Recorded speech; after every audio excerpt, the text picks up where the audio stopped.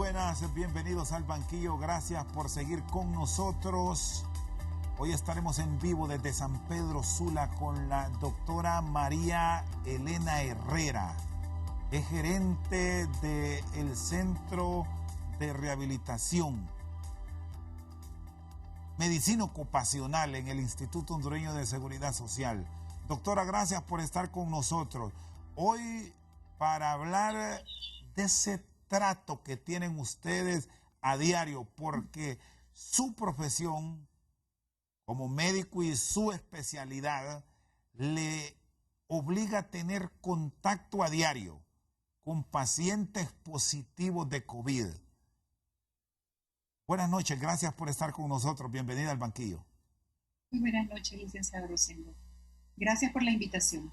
¿Cómo están las actividades? ¿Cómo se está programando con su equipo que está en línea de alto riesgo? Vamos a ubicarla con ese término, porque a diario se da ese contacto y tienen la comunicación con pacientes que están infectados de COVID.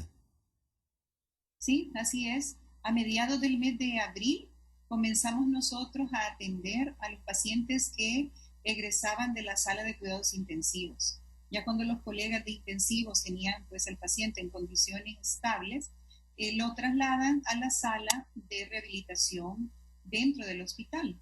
En esta sala todavía el paciente está con cuidados médicos, todavía está con oxígeno, todavía tiene varias dificultades que necesitan atención hospitalaria.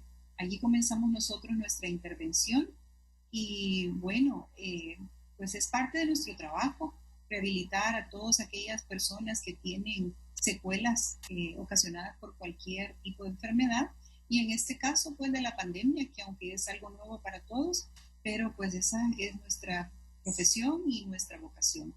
Contamos con un equipo amplio en el Instituto Hondureño de Seguridad Social, un equipo de fisiatras y de terapeutas que con toda su disponibilidad, su amor, su buena voluntad, estamos ahí todos los días atendiendo a estos pacientes en el hospital y posteriormente en el centro de rehabilitación como ambulatorios. Sí, vamos por etapas, doctora Herrera.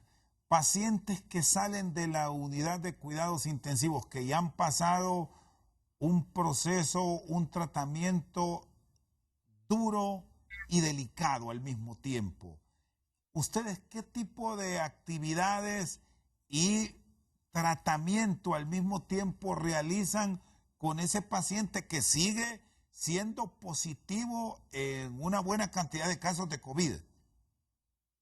Así es, en su mayoría todavía están positivos en esa sala, pero ya tienen aproximadamente 3 semanas y ya pues la carga viral para ese momento ya es menor.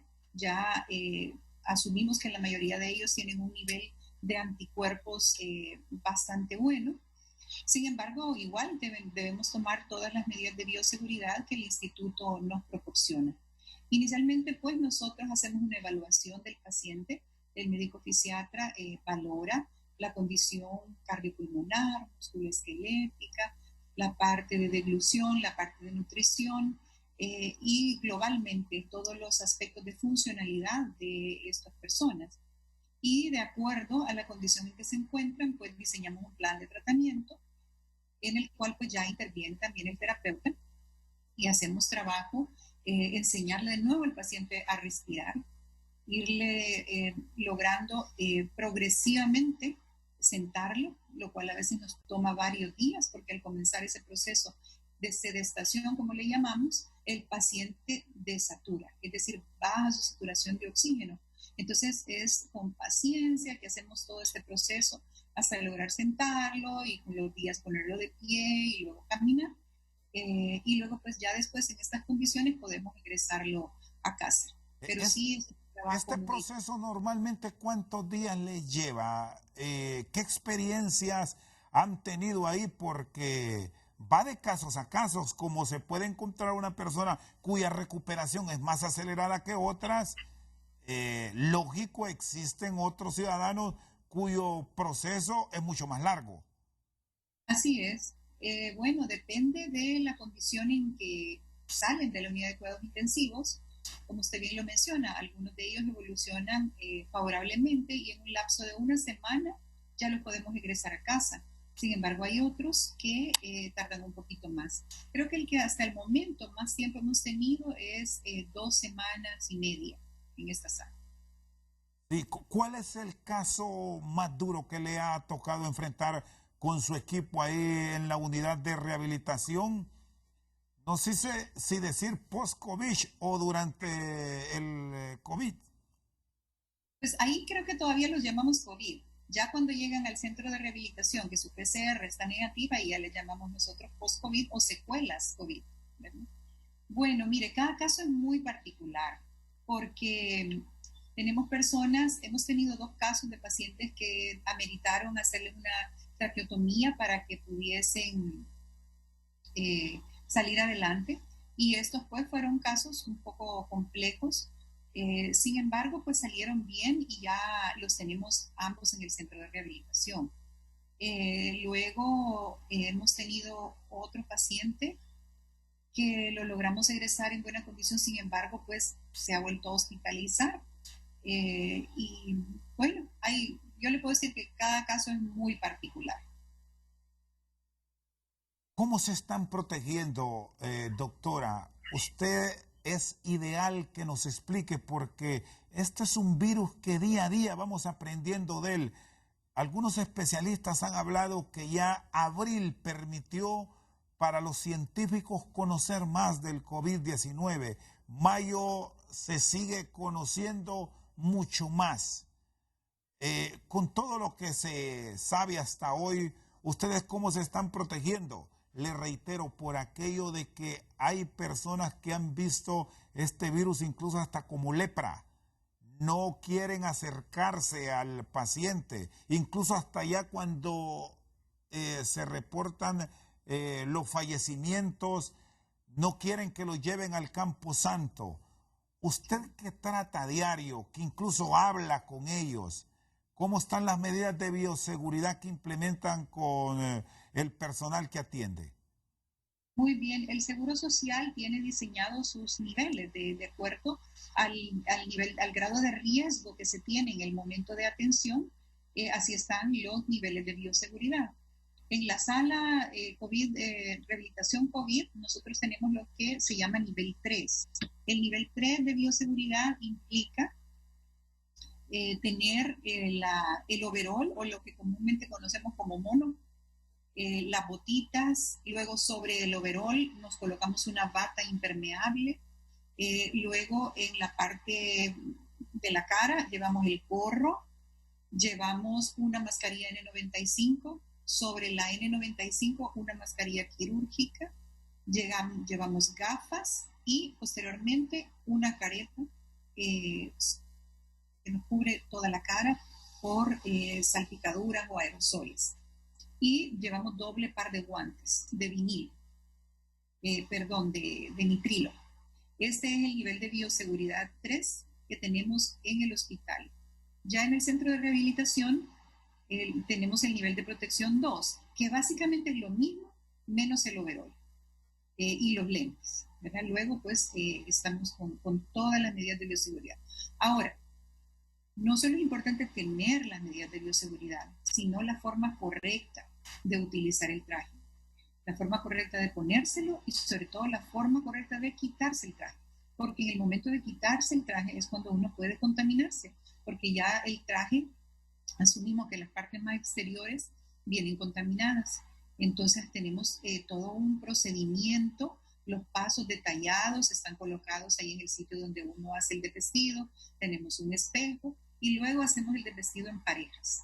Tanto vestido como desvestido se hacen parejas para asegurarnos que un compañero supervisa al otro y que de esta manera pues minimicemos los riesgos.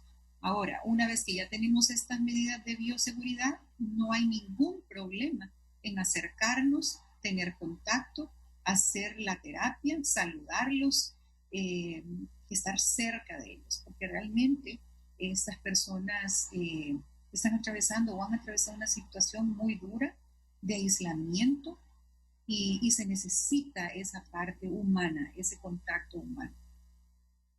¿No ha sentido temor, doctora? ¿Cómo han sido estas experiencias? Le reitero, por aquello de que encontramos ciudadanos que ni siquiera están permitiendo los terrajes en algunos casos.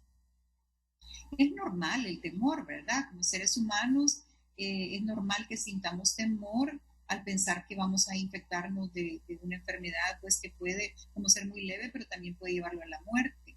Sin embargo, cuando nosotros actuamos de una manera científica, cuando actuamos en base a evidencia, esos temores tienen que disiparse. Al inicio, cuando se nos llamó, el doctor Díaz me dijo, bueno, María Elena, ahora les toca a ustedes, ya nosotros ya hicimos lo que teníamos que hacer con estos pacientes, ahora van ustedes.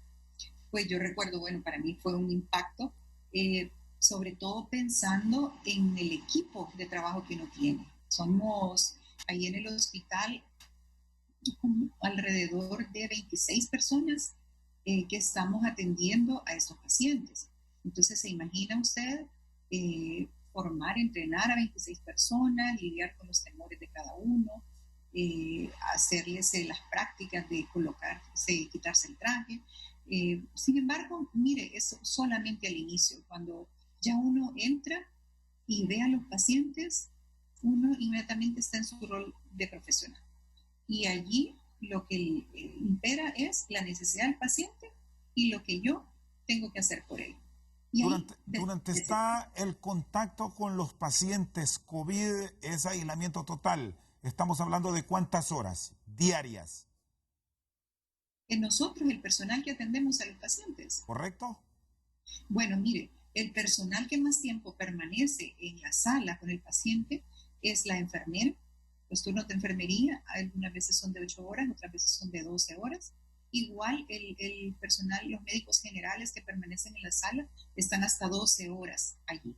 Nosotros entramos, dependiendo de cuántos pacientes tengamos en la sala, pero alrededor de 5 o 6 horas estamos dentro de la sala. En ese tiempo, pues, usted no puede quitarse ese traje. Y eso es la parte más difícil. Fíjese que no es tanto el temor ni estar con los pacientes como la dificultad, ¿verdad? De estar con el traje, de no poder tomar agua, no poder respirar correctamente, no poder ir al baño. Eso es lo que al personal se le hace más sacrificado, más difícil. Está con nosotros esta noche al banquillo desde San Pedro Sula la doctora María Elena Herrera. Vamos a ir a una pausa y ya regresamos.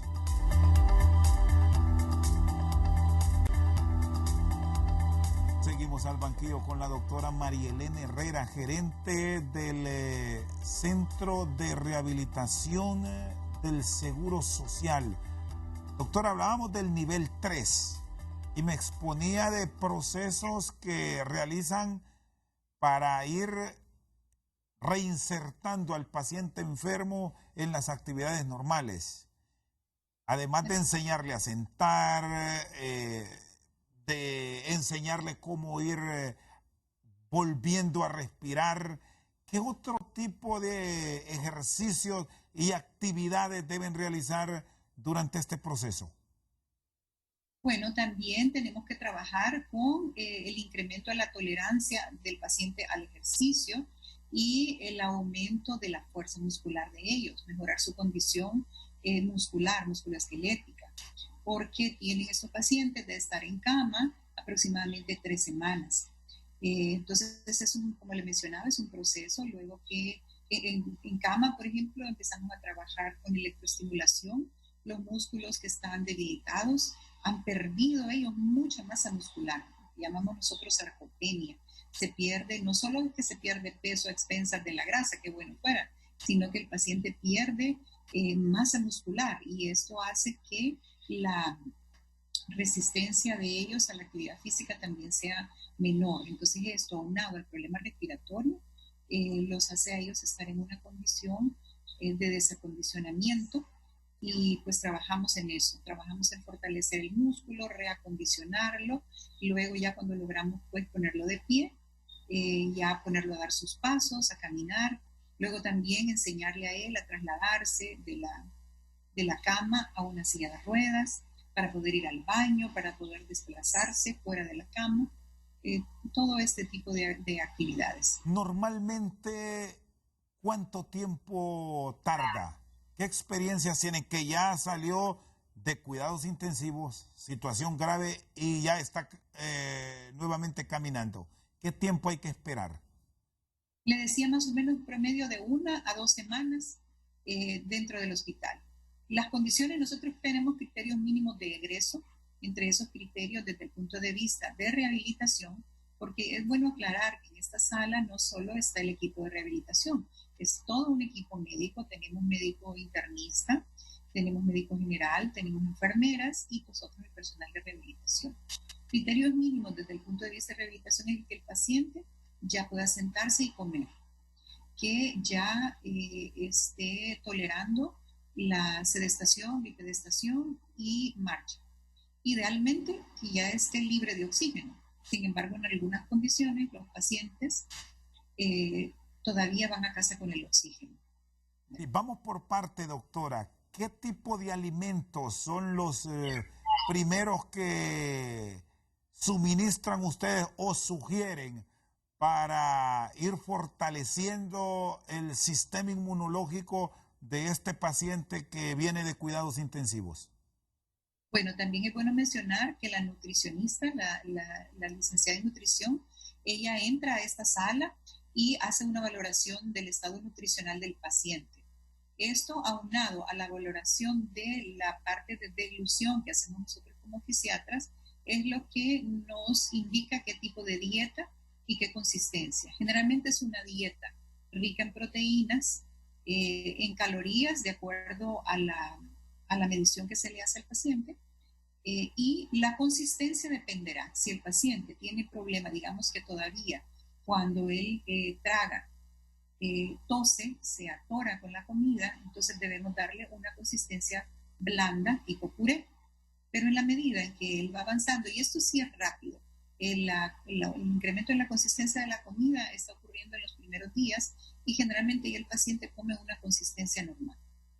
Pero son dietas hiperproteicas y en varias ocasiones también hipercalóricas, porque el consumo de energía que tienen ellos todavía es alto. Sí, La próxima doctora. semana vamos a comenzar también a hacerles a ellos una prueba que se llama bioimpedancia, que es para medir la composición corporal. Y así sabemos nosotros exactamente qué déficit tiene el paciente de músculo y cómo anda la composición en general, la composición de agua y de todos los demás componentes orgánicos. ¿Qué tipo de medicamentos están suministrando en este tiempo, fase 3, a los pacientes? Porque vienen de un estado crítico y aquí hemos hablado de varios protocolos, ya incluso de fórmulas que han aplicado con éxito en el Seguro Social con el apoyo de doctores como, vamos a mencionar al doctor Oscar Díaz, al doctor Miguel Sierra, que les ha apoyado desde Estados Unidos y creó la fórmula Catracho. Ahora están hablando de otras fórmulas como la que refiere a las iniciales de maíz. Ustedes con el equipo médico a estos pacientes, reiteramos, estamos en la fase 3. ¿Cómo les atienden? ¿Con qué tipo de fármacos?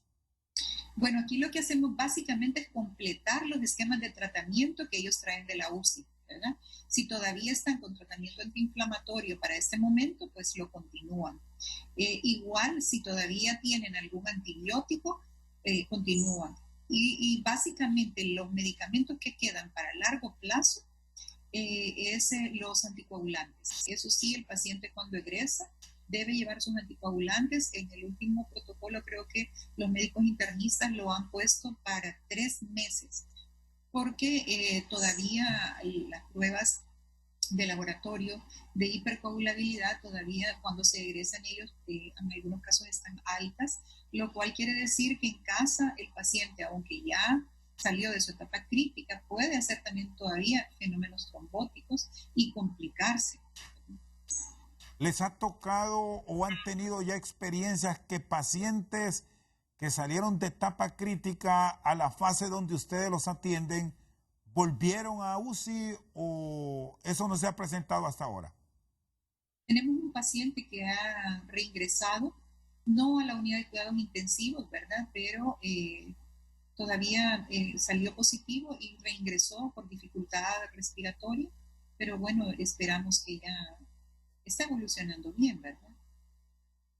Doctora, ¿los medicamentos los aplican en base a la edad, al estado, a algunas enfermedades de base que tiene el paciente? Es lógico, pero ¿tienen la suficiente existencia para seguir sosteniendo este tipo de actividades en el Seguro Social? Bueno, la directora médica nacional, la doctora Bessie Alvarado, y el doctor Omar Hananía, ellos están continuamente haciendo la actualización, ¿verdad?, de los estándares y de los stocks de medicamentos. Y hasta el momento, gracias a Dios, los tenemos. Pero recuerde que esto es algo que continuamente, porque las droguerías y a nivel internacional realmente la provisión de todos los insumos que se ocupan está muy limitada, acaparada por algunos países, la demanda excede a la oferta, entonces la entrega de medicamentos se va haciendo por partes, ¿verdad? Pero pues gracias a Dios podemos decir que hasta el momento tenemos lo que necesitamos, tanto en medicamentos como en bioseguridad para los empleados. Doctor Herrera, con los cuadros que a ustedes les ha tocado atender, que es lógico, varían dependiendo del estado de la persona. ¿Cuál es el medicamento que más se está utilizando en este momento, que ha dado la mayor efectividad en estos pacientes? Pues es un grupo de medicamentos, no es un solo medicamento, ¿verdad? Justamente las fórmulas que usted mencionaba y que pues aquí no soy yo la experta, sino los médicos internistas y los médicos intensivistas, esta fórmula Catracho que ha tenido muy buen suceso y desde entonces hemos visto nosotros cómo la tasa de mortalidad, incluso de las intubaciones, ¿verdad?, que se estaban haciendo a los pacientes ha disminuido considerablemente. Es un esquema de tratamiento. La fase 2 ya es cuando el paciente lo tienen registrado ustedes que ya no es positivo, ¿es así? Sí, en nuestro protocolo, el protocolo de rehabilitación habla de fase 1, que es la que hemos venido hablando hasta ahorita, es en el hospital, cuando el paciente sale de la unidad de cuidados intensivos, y luego, cuando él egresa, bueno, nosotros le damos un plan de tratamiento para que en casa él esté haciendo los ejercicios y todo lo que nosotros le recomendamos. Le damos un plan por escrito. Cuando negativiza su PCR, nosotros lo traemos al centro de rehabilitación como paciente ambulatorio y esto es lo que llamamos la fase 2. Sí, ¿qué tipo de actividades debe realizar un paciente bajo la supervisión, lógico, de ustedes los especialistas, una vez que ya salió de la enfermedad? Bueno, cuando lo egresamos del hospital y va a casa todavía con PCR positiva, es importante que este paciente siga todas las recomendaciones que le da el Departamento de Epidemiología, el aislamiento social dentro de casa, todavía el uso de su mascarilla, independizar todas las cosas de uso personal de él, ¿verdad? Además de los ejercicios que hace. Y luego ya, como le damos seguimiento telefónico, ya una vez que nos enteramos que su PCR está negativa, lo traemos para continuar, porque todavía, mire, yo considero algunos de estos pacientes van a estar varios meses en un proceso de rehabilitación hasta que su condición cardiopulmonar les permita tener una tolerancia normal a las actividades de la vida diaria. La alimentación, ¿en qué cambia de la fase 3 a la 2? Bueno, continuamos. Al llegar al centro de rehabilitación, hacemos una bioimpedancia, que le mencionaba yo, una medición de la composición corporal. Y nuevamente reajustamos el programa nutricional. Le damos suplementos de proteínas, suplementos calóricos, para que recuperen más fácilmente esa masa muscular. Porque para que usted mejore su músculo es una combinación, proteína más ejercicio, pero el ejercicio está condicionado a la capacidad pulmonar del paciente. Entonces, todo este proceso, pues, es lo que nosotros estamos trabajando. Está con nosotros esta noche al banquillo la doctora María Elena Herrera. Vamos a una pausa y ya regresamos.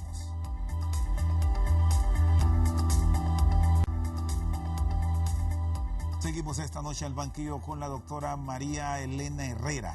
Bueno, vamos por partes. ¿Qué le dicen estos pacientes, doctora, una vez que salen de esta etapa crítica donde muchos llegan a estar entre la vida y la muerte? ¿Cómo se sienten? Pues en general, muy agradecidos, fíjese. En general la gente como que aprendió a valorar más su vida, ¿verdad? Y el cuidado.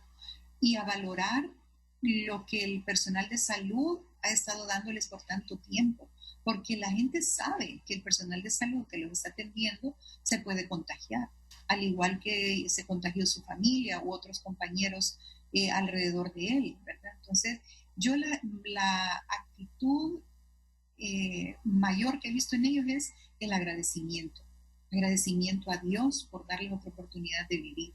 Recuerdo el caso de uno de estos pacientes que cuando logramos sacarlo de la cama, sentarlo en una silla de ruedas y llevarlo a un pasillo frente a una ventana, que creo que ese video ha circulado en algunas de las redes, él claramente expresa su alegría y su agradecimiento por poder ver la luz del sol, por poder contemplar la naturaleza, después de más de un mes de estar en cama y no poder ver ninguna de las cosas que para nosotros cada día son como rutinarias. Nosotros nos levantamos, vemos el sol, los árboles, nuestra familia y no lo apreciamos realmente.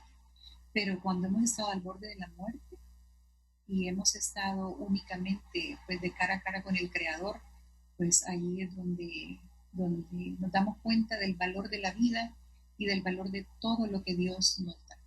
Ese podría ser el sentimiento más grande que yo he visto en ellos. Lo emocional, lo mental, ¿cómo lo están manejando? Porque aquí es un escenario mucho más amplio que otros, porque tenemos contagio de niños, es un tipo de atención, jóvenes, los adolescentes, la población económicamente activa, que ahí ya vamos a hablar de lo laboral, que es otro tema delicado, y también están los adultos mayores. ¿Cómo están trabajando el tema de la psiquis, doctora? Esa es una parte muy importante que la estamos abordando con un equipo de profesionales también. Tenemos psicólogos y eh, grupos de tratamiento, de terapia grupal. La evaluación del psicólogo es individualizada, se entrevista con el paciente, aplica las pruebas que normalmente corresponden a este tipo de etapas y de acuerdo a la condición del paciente se le diseña también un plan de intervención. Pero lo que ellos más disfrutan, veo yo, es la terapia grupal, donde ellos pueden compartir sus experiencias. No son grupos grandes, ahorita estamos trabajando en grupos de 2 o de 3 personas, pero el simple hecho de sentarse y poder compartir lo que han pasado, escuchar la experiencia del otro, eso es muy terapéutico para ellos. Entonces sí es una de las bases de tratamiento, ¿verdad? La parte de abordaje emocional, psicológico. No solamente, bueno, el agradecimiento es un sentimiento, pero también ellos están con algún grado de depresión, con mucha ansiedad. Algunos de ellos todavía tienen temor de que no están bien, que no se van a recuperar o que se van a reinfectar. También hay sentimientos de culpa porque de repente ellos han contagiado a otra persona o se contagiaron junto con otro grupo y alguien más de ese grupo murió y ellos no. Y la parte también, la ansiedad por volver al trabajo, ¿qué va a pasar? Voy a perder mi trabajo. Son muchos aspectos, ¿verdad? Los que están alrededor de la psique. Estas terapias y esta de manera puntual son obligatorias. ¿Así lo piden ustedes o lo dejan a la libertad de cada quien? No, son parte del programa. Sin embargo, pues parte el profesional de la psicología sabe cómo abordar a cada paciente y si la persona no quiere tocar un tema particular, pues ese tema no se toca. Sin embargo, el soporte sí se le da, el compartir de la terapia grupal, todo eso sí es parte. Y vea, la gente, como le digo, créame que es lo que más disfruta. Sí, doctora, y el aspecto laboral, muchos de los que han resultado contagiados dependen de un trabajo, bien sea empresa privada u otros que tienen su propio sistema de sustento, su microempresa. ¿Qué establece el protocolo? ¿Cuándo estará listo para volver? ¿Y cómo lo mandan preparado? Aquí voy a agregar mentalmente por aquello que se difundió que determinada persona está o padeció, en este caso ya, de COVID y cuando llegue ante la sociedad, ante un grupo de compañeros, lo pueden ver extraño. Sí. ¿Cómo manejarse? Bueno, primero la parte laboral, veamos.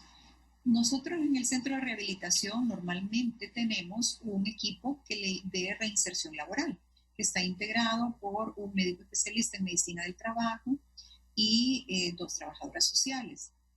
Este grupo, este equipo de trabajo, cuando tenemos una persona, por ejemplo, que ha tenido un evento cerebrovascular, por ejemplo, o cualquier otra enfermedad que le deja una secuela, hacemos todo un proceso para tratar de reincorporarlo a su trabajo. Esto implica por una historia médica, pasa por una historia médica ocupacional que le hace el médico de trabajo. Luego también se le hace una visita al trabajo para hacer una inspección del puesto de trabajo. Y se habla con las personas de recursos humanos de la empresa, se ven posibles puestos donde se pueda reubicar a esa persona si es que su discapacidad no le va a permitir volver al mismo puesto. Entonces, este es un programa que nosotros ya tenemos en el centro de rehabilitación con mucho éxito y le diría yo que varios de los pacientes, un gran porcentaje de los pacientes que rehabilitamos logran reincorporarse a su trabajo. Y esto es fundamental, pues dependemos de ello, ¿no? Con estos pacientes con secuelas COVID vamos a hacer el mismo proceso. Cuando ya ellos estén en una condición física que les permita volver al trabajo, debemos hacer todo este acompañamiento. Visitar la empresa, ver el puesto de trabajo, ver si lo va a poder ocupar o si va a necesitar una reubicación de puesto. Mientras tanto, todo este tiempo que está en el centro de rehabilitación, pues está con una incapacidad laboral. Sí, doctora, de las personas que ustedes han atendido, ¿ya registran pacientes que volvieron a actividades normales o aún no tienen este tipo de registros? Bueno, no, recuerda que ahorita nosotros hemos comenzado a trabajar con los pacientes que salen de la unidad de cuidados intensivos, que son los más severos. Ellos todavía están en el proceso de rehabilitación. Ahora bien, otros pacientes que han egresado del Seguro Social y que han tenido un cuadro de leve a moderado, muy probablemente ellos ya estén aptos, ¿verdad? Pero todavía con esta población no estamos trabajando. Hacia ahí vamos caminando hacia empezar a recibir pacientes que vienen no solo de la unidad de cuidados intensivos, sino también vienen de las otras salas de moderados o pacientes leves que incluso se trataron en su casa, pero que todavía están con dificultad respiratoria. De La igual Cruz manera, Roja, doctor Herrera, la Cruz Roja ha iniciado un proceso para obtener donación de sangre de estos pacientes recuperados. ¿Cómo está ese trabajo a nivel de la unidad que usted dirige ahí en el Seguro Social? ¿Han logrado ya que de estos pacientes identificados, obvio, con todas las medidas de seguridad del caso, una vez ya recuperados, donen la sangre para la extracción del plasma? bueno, ya estuvimos en pláticas con eso, con la Dirección Médica Nacional y con la Cruz Roja. Vamos a conocer el protocolo para empezar a promoverlo dentro de estos pacientes. Y recuerde que es algo voluntario la donación, ¿verdad? Y ellos recién acaban de comenzar su proceso de rehabilitación. Vamos a esperar que estén un poco, se sientan ya un poco cómodos con nosotros para ya hablar este tema con ellos, motivarlos sensibilizarlos para que, si cumplen con los requisitos que tiene el protocolo, puedan ellos hacer una donación. Está con nosotros al banquillo la doctora María Elena Herrera. Vamos a ir a una pausa, ya regresamos aquí al banquillo.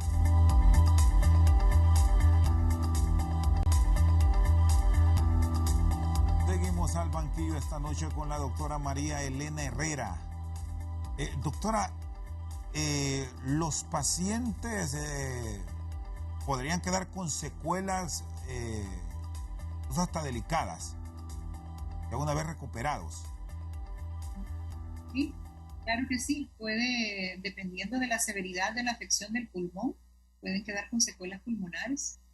Y si eran pacientes que previamente tenían una patología pulmonar, por ejemplo, una enfermedad pulmonar obstructiva crónica, o eran cardiópatas previamente, puede ser que estas patologías se agraven, que la capacidad pulmonar quede mucho más restringida ahora, después del COVID. Y eso pues también es parte del protocolo que está trabajando en medicina interna y rehabilitación, en ver el diagnóstico y el abordaje temprano de estas secuelas para disminuir la discapacidad.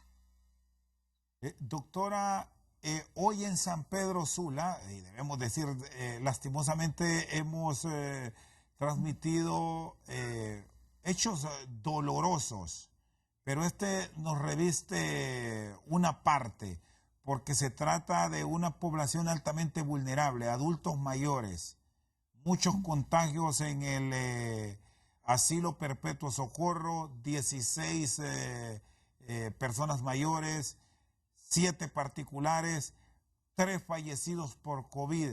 ¿Qué de esa atención en terapias para los adultos mayores?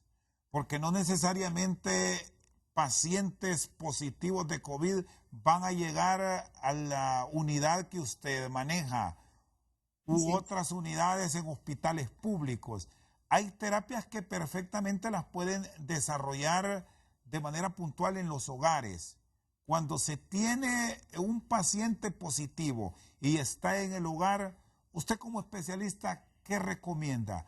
¿Cómo tratarlo, sobre todo cuando se trata de un adulto mayor? Sí, los programas de rehabilitación en casa funcionan muy bien. El problema aquí es ver, hacer un diagnóstico correcto de estos pacientes y ver sus necesidades dependiendo en qué etapa de severidad se encuentran, ¿verdad? Porque si es un paciente con una enfermedad leve a moderada, es independiente, está comiendo bien en casa, no tiene una dificultad respiratoria significativa, el paciente se puede manejar en su casa, es mejor que esté en su casa. Ahora bien, cuando ya la dificultad respiratoria es importante, o cuando él no tiene, por ejemplo, quien lo cuide, o es dependiente en las actividades de la vida diaria, pues no puede hacer un plan solo en casa. De aquí la importancia de que todos, la Secretaría de Salud, se involucren en la atención de rehabilitación de los pacientes. Y aquí pues el Seguro Social pues está atendiendo por telemedicina también a sus pacientes, por ejemplo, los que tienen enfermedades crónicas y que los hemos dejado de atender de manera presencial por esta pandemia, los estamos atendiendo con telemedicina y se les proveen sus medicamentos para 2 meses. Entonces, En la terapia ocupacional que usted, rectora, doctor Herrera, ¿los adultos mayores son los pacientes de mayor complicación? Fíjese que no necesariamente.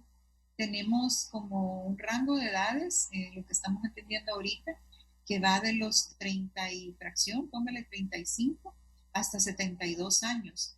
Y nuestro paciente mayor de 72 años está en mejor condición que otros más jóvenes. Y no necesariamente lo que se dijo al inicio se está aplicando, al menos con estos que nosotros estamos viendo. ¿Y qué le supone eso a usted, doctora? Porque llama la atención este rango de edad que me maneja, que es el que más les ha complicado.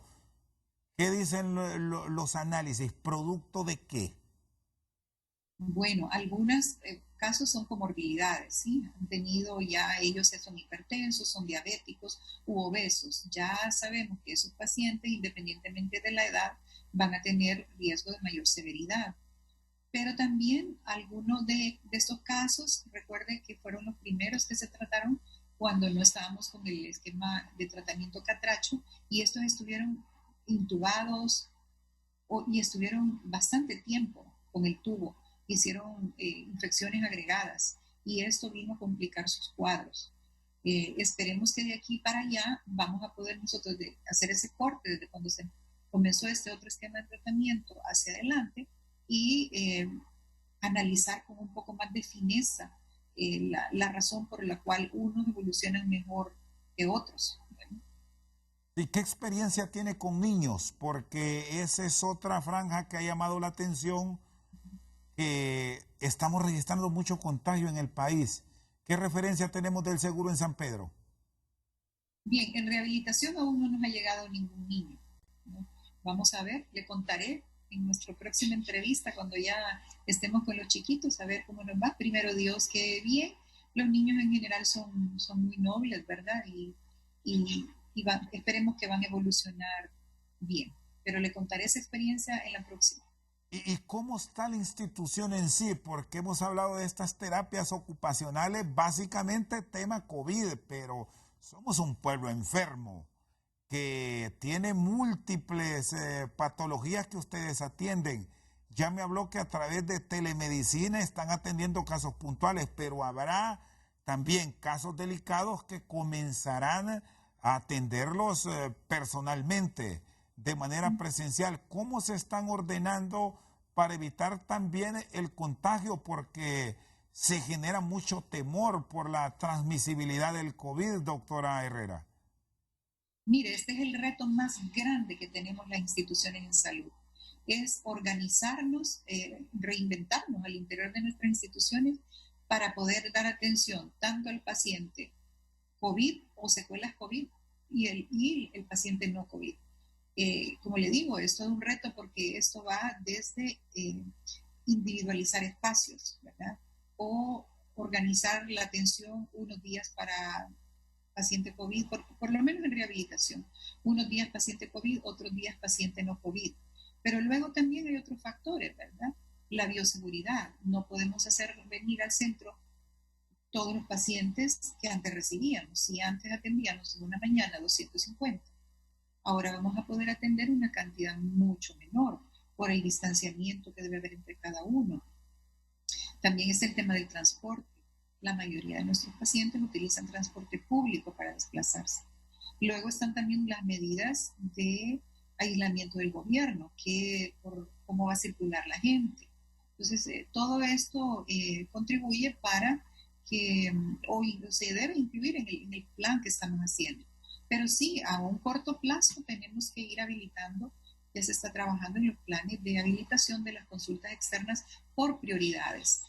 Nosotros pensamos continuar con la telemedicina para hacer un primer filtro del paciente. De hecho, hemos estado, le digo, estos 2 meses en contacto con ellos, con los crónicos, ¿verdad? Viendo a ver cuáles de ellos realmente necesitan venir al centro para que lo veamos, que les demos una atención presencial. De lo contrario, podremos seguir trabajando por telemedicina y únicamente hacerle venir para proporcionarle medicamentos u otros insumos que necesite. Ahora bien, si detectamos que el paciente amerita la consulta, le haremos venir.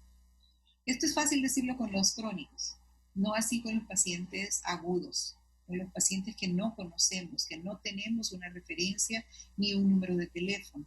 Con ellos tendremos que ir haciendo siempre el triage, evaluarlos y ver quiénes de ellos si están en condiciones de pasar al centro y atenderlos. Y el que no, pues se le dará su tratamiento en los centros donde se está atendiendo el triage, el COVID. Y bueno, también es bueno aclarar que las emergencias no se han dejado de atender. Las emergencias han estado habilitadas en los hospitales del instituto. Bueno, doctor Herrera, y aquí cerrando, un punto que también debemos destacarlo y agradecerles y felicitarles a los médicos y al personal de la salud que esté en primera línea, que a pesar de las enormes dificultades que se están enfrentando en el departamento de Cortés, donde está el foco de contaminación, ahí en el Valle de Sula, no ha colapsado el sistema, pero para que sigamos en esa ruta hay que tener todas las medidas de bioseguridad del caso. Sí, debemos seguir respetando las normativas que nos ha dado el gobierno, las normativas que han estado dando todo el personal de salud, porque aunque se ve inminente la apertura de la economía, ¿verdad? Igual hay que hacerlo de una manera inteligente, como se ha mencionado, pero prudente, no hacer como el chiste de los pollos, cuando se suelte la cuarentena, van a salir todos los pollos corriendo a las calles, ¿verdad? Debemos de seguir guardándonos en casa lo más que podamos. Los que puedan seguir trabajando desde casa, deben seguir trabajando. Y los que podamos seguir haciendo telemedicina, debemos seguir haciéndolo, para así ir progresivamente incorporando a las personas a los centros de trabajo y a los centros de atención médica también. Porque no, como le digo, si abarrotamos los centros de atención médica, nos vamos a contagiar todos, pacientes y personal de salud. Así que debemos de ser muy cuidadosos y el momento que se nos diga, ok, se va a habilitar esto y se va a habilitar lo otro, pues respetémoslo, ¿verdad? Respetemos eso, no nos emocionemos tanto, vamos despacio, que cuando uno va despacio no se equivoca.